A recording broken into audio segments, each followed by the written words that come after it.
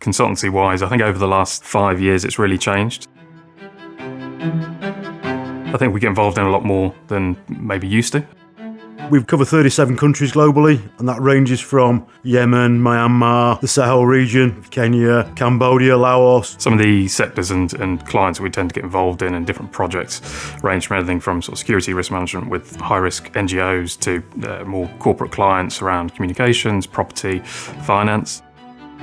The energy sector, particularly in the Sahel region, where there's wide-scale power cuts, which obviously impacts their budgets, heavy use of generators. To Yemen, the banking sector impacts on that, how that affects their ability to get cash into the country and move it round. To again look at extreme cases like Myanmar, airstrikes and artillery attacks by the regime.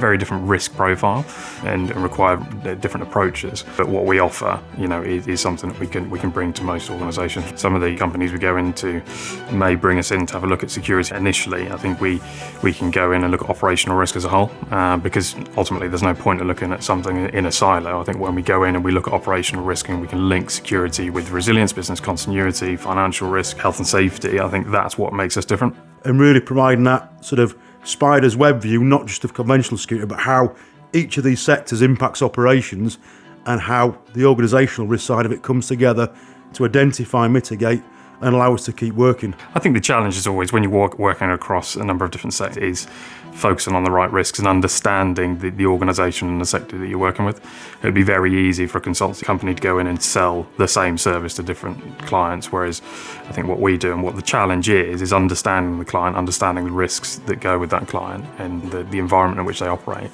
And that's the challenging and rewarding part, because I think if you get that right, everything else follows. And I think that's where we see our success, is that we get that part right, we understand the client and we deliver a project or a product which is successful throughout. We've got a mindset of ingenuity, of thinking outside the box and looking at the wider operational risk picture and pulling that together. So I think the key skills we have is being good listeners, adaptable to the environment, to the organisation, and make innovative solutions that focus on simplicity and enhancing confidence and capabilities.